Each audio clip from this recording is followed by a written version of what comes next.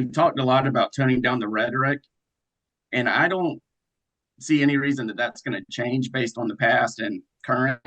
Um, Yeah. and I'm looking at it from a slanted point of view, but I look at it that we've almost created a broken window society with some of the policies on the left. When you talk about rioting, the looting, stealing from Walgreens became acceptable. Violence on the subway, we blamed on mental health. Not that this is wrong. And keying people's Teslas and things like that we've started to accept as a society, we pushed further and further down the line to where at one point assassination was way over here and we started creeping closer and closer. And I guess my question would be is there do you think anybody in the Democrat side is going to have the courage to stand up and say, we need to rethink some of these policies to where society is slowly shifting over to? Great question, Dan. Yeah, it's a great question. I mean, something, and I put this on social media yesterday, the group chat, the show that I co-host every Thursday. My colleague Emma Jo Morris made the point about kind of how MAGA has mourned Charlie Kirk, which I just said a minute ago in terms of vigils. And I thought to we got off the air, and I thought to myself, boy, how would Democrats probably have responded if, God forbid, like AOC were shot, right, and killed the way Charlie Kirk was? And I have a really hard time believing that there would not be riots in cities because Democrats, to your point, I think the crime stuff is slightly different here, but the acceptance of acts that of kind of what they would call like of violence. I'll stop humming.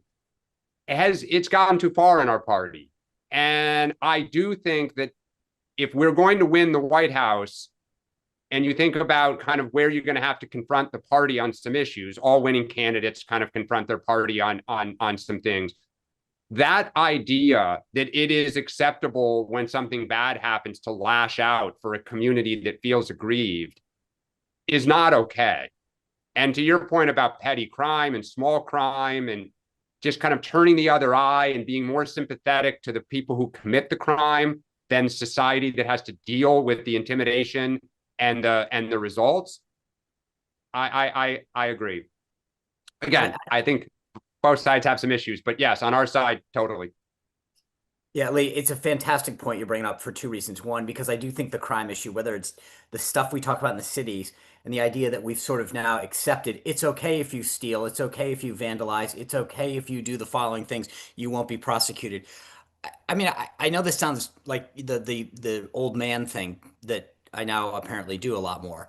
But when I was a kid, if someone said to you, "I'm calling the cops," your parents will find out. That was just enough to be like, "Oh my gosh, Yeah. like you'll have a record." I'd be like, "Okay, like I'm out of here."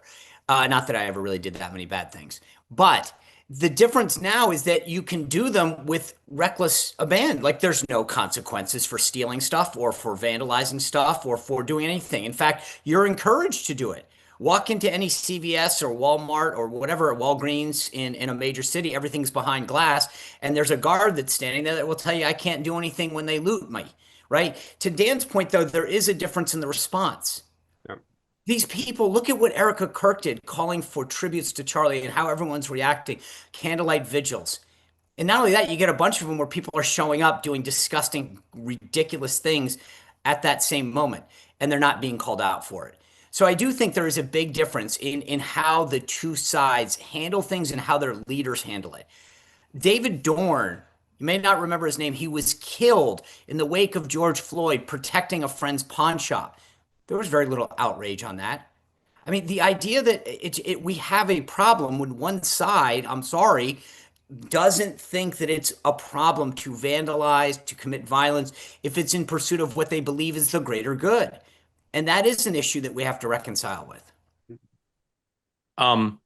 Dan, just to clarify, did you say that if someone was equivalent or rough equivalent of Charlie Kirk on the left was killed under similar circumstances, you're confident there'd be rioting? Is that what you said? I'm not confident, but I've tried to think, how would our party, based on Emma Jo's comments, would our party be as calm and And I think, Mark, likely there would be riots potentially. I mean, just look at the history of the last 40 years when stuff like that has happened. I'm not saying one community necessarily, but do I have confidence that we would be as calm and measured?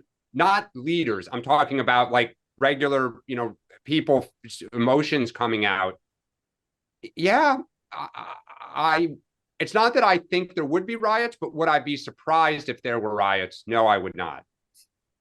Okay. Mark, I will say this. I give Dan a lot of credit for that statement. It's an Yeah. honest reflection. Were you wondering what he said, or are you questioning the outcome? Because I don't have any doubt.